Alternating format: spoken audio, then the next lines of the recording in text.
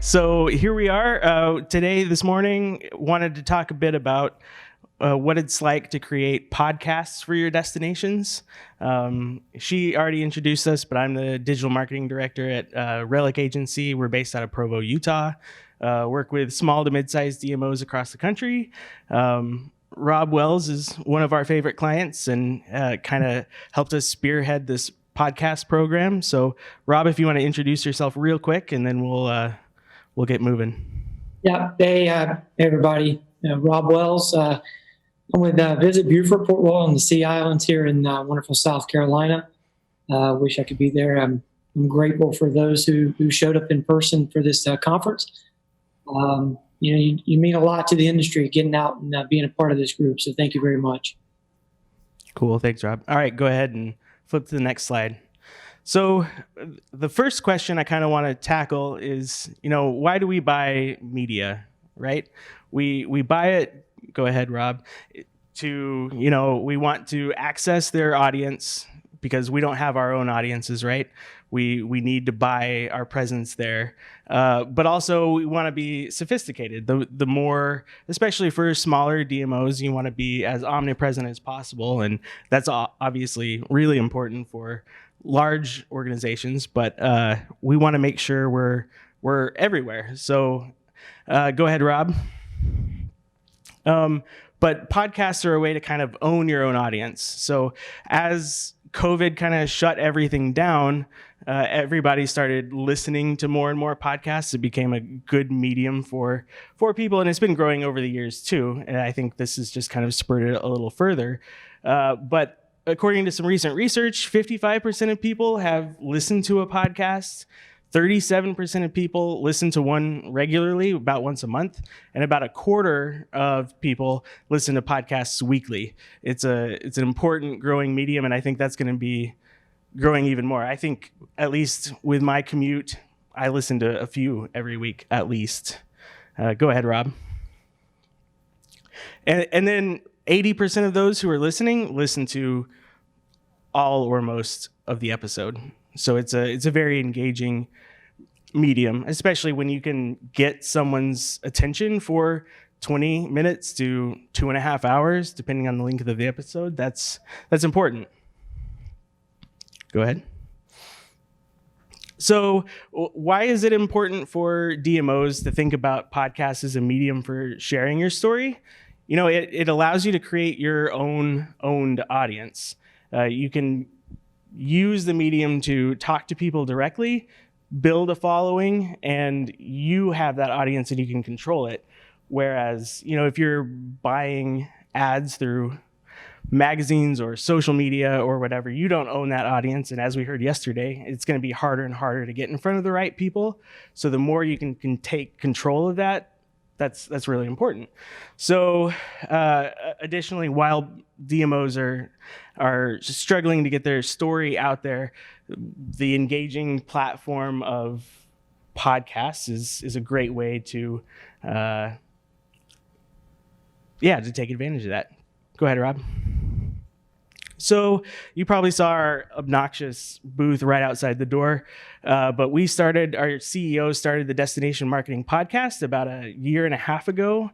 I think episode 104 went live this morning. Adam Stoker, he interviews people from the industry weekly, everything from tech to individual DMOs to talk about what they're dealing with, how they can solve their problems. It's been a lot about COVID this year, but trying to move past that and talk about other things now. But we started to get some questions from a few of our clients about, you guys know how to do this now. Can we get a podcast of our own? So we started talking about it and made it happen. And Rob was kind of our first guinea pig, and it's worked out well. Go ahead, Rob. So quickly, what we do for our destination clients is we host the podcast. Obviously not me, I'm not a great speaker, but we also do the production and editing, and then we handle the posting as well. But then marketing and distribution of the podcast, which is probably one of the tougher pieces. We offer it for clients who want it, but it's not something we do on a regular basis. And Rob, why don't you tell us how you got started? Well, besides being an amazing presentation clicker, which is great partnership with Relic that we have, I have to admit, I was not a podcast guy. My commute was very short, very small community, didn't sit around and listen to podcasts. But over the last year, podcasts have become part of that drive for me. And what an amazing way to capture ownership of content for us. And so we started looking at it here in Beaufort as a way for us to help tell our story even more. We have spent the last, probably 8-9 years really working hard to work with travel writers and influencers and bloggers and have them tell our story for us in their words to their audience. But as we look over the landscape, where was our opportunity to own that medium and share our story in our own voice? I think that's where we started looking at a podcast. Now, here's why it makes sense to us. The first and foremost is that we are a small bureau. We're a small CVB. We have 6 people on our team. And to be quite honest, this is not our forte is doing podcasts. So Relic came up with a product. Now, being a part of this network makes the barrier of entry into the world of podcasting that much easier for us. And so for a very reasonable cost, we're able to produce and control our own media, be able to have that authentic conversation with our stakeholders and with our audience. And we can see the fruit of that labor already start to materialize. But as Josh has already pointed out, the production, the editing, the distribution in some cases, the content that comes along with it, those are all things that were new to us. And being a partner in this this Destination Marketing Podcast Network has just made our entry into that a lot easier and something that we're encouraged by. We have this idea. So we're 16 episodes deep, and you'll see that in the slide coming up. But we have this idea that, hey, we're going to create these podcasts, and they're going to have kind of an evergreen content to them. They can live across the website. They can be included in blogs and newsletters. That was going to be our idea. So we stockpiled the first, 4 or 5 episodes before we started distributing them out. And what we found is that it was important to not only make evergreen content, but it was also our audience was saying, hey, what's going on now? We're coming into the marketplace within the next week, 2 weeks. What's transpiring? So the timeliness of the episodes became paramount. And so we now have evolved into making it more timely while still retaining that authentic evergreen voice when appropriate. And it's an appropriate length for us. I heard Josh say something about, so they range from 30 minutes to 2-hour podcasts. And you know what?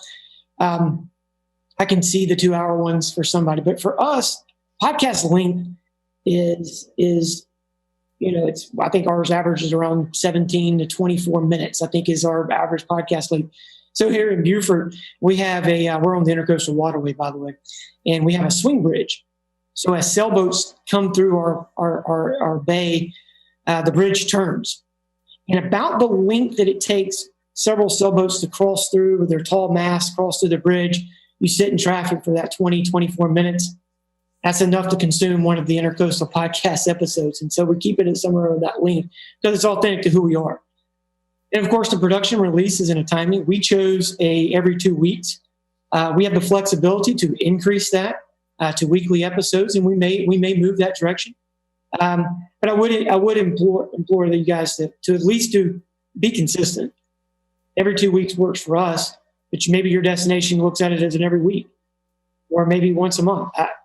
To each their own. But for us, we found that appropriate note at this time.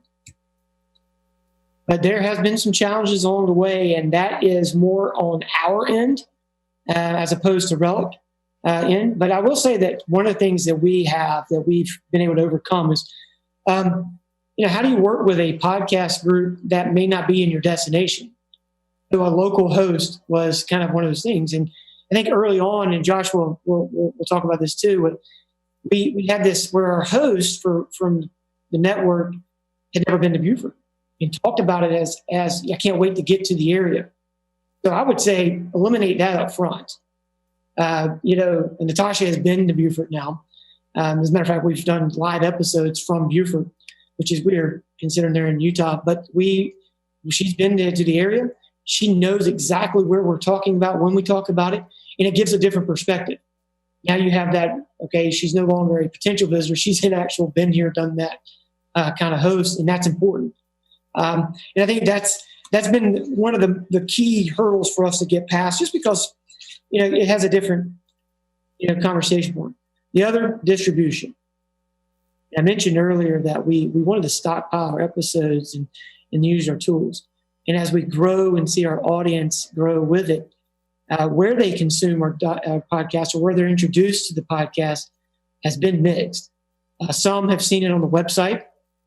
Most have picked it up off social media. Others have received it from our newsletter.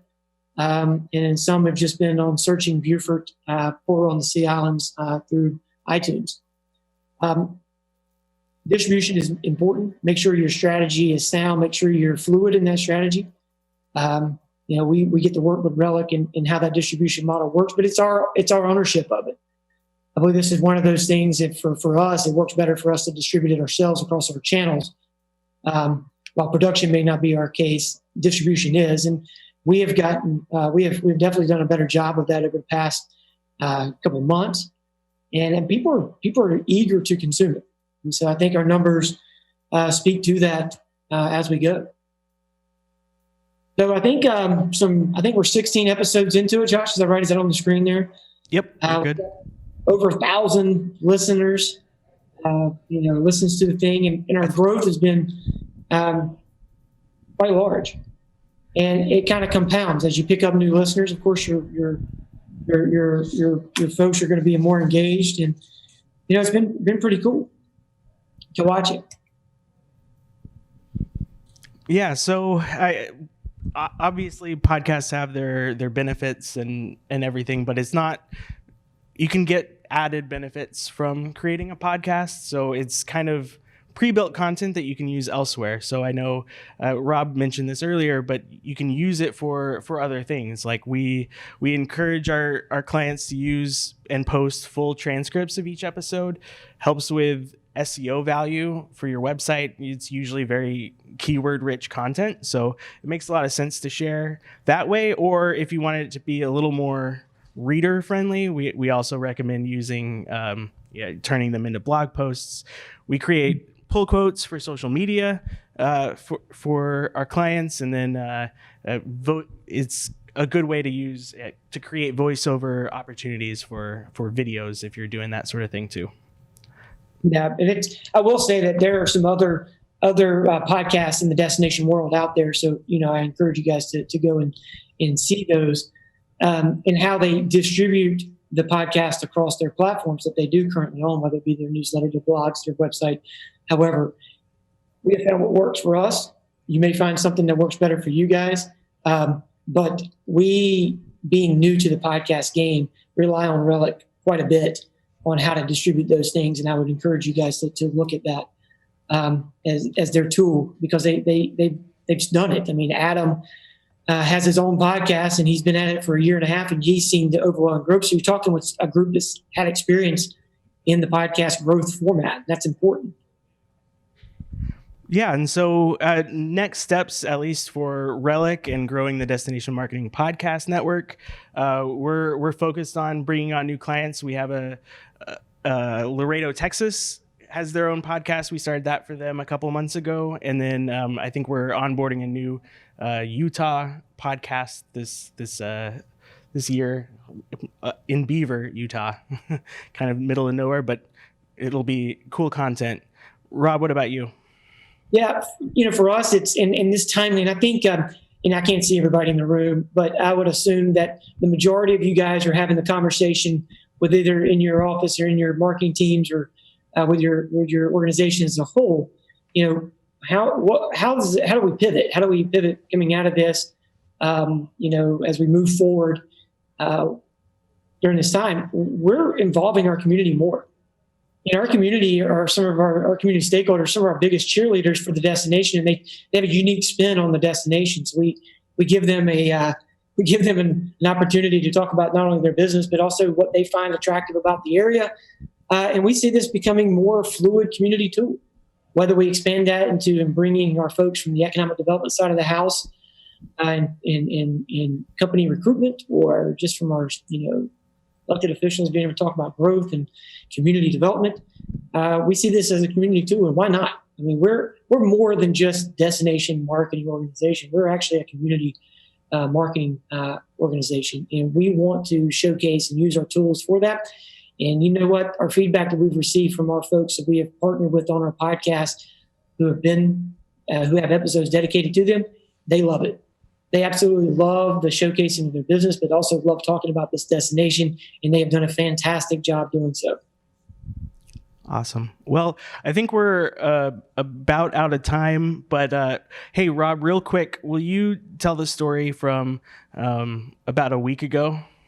I will, yeah. And so my follow-up, I wanted to end with this part before any questions may come up. But sitting at the office, we received an email. The email was from a person who was planning their vacation to the area. It's a 1-year wedding anniversary for he and his wife, and they had selected Beaufort, South Carolina. So they had emailed us and said, "Hey, listen, started listening to your podcast and researching places to go for our 1st-year anniversary. Love the Intercoastal podcast. Can you make in your podcast? You said, hey, reach out if you have any questions, and I have a question. Feel like you're the guy that I should ask. Where's a great place to take my wife for our 1-year anniversary? Restaurants, places to dine overlooking the water." Fired up an email right back to him. Shared a couple of great locations that may or may not have been mentioned on the podcast. He emailed back, said thanks for the response. I would ask for a visitor guide, but I'll just keep listening to the episodes. So what great feedback we shared. We did share that with everybody on our team, everybody at Relic. We were excited about some of the feedback. And he's not the first, but he definitely had a pointed question. And sometimes it feels like a grind. You may not feel like you're making much of a return on this investment. But for us, we own this medium. We're able to share tell our story through this podcast, and we thoroughly enjoy it. And our team enjoys it. We enjoy working with Relic to provide this experience to our potential visitors to our area. Awesome. Well, thanks, everybody.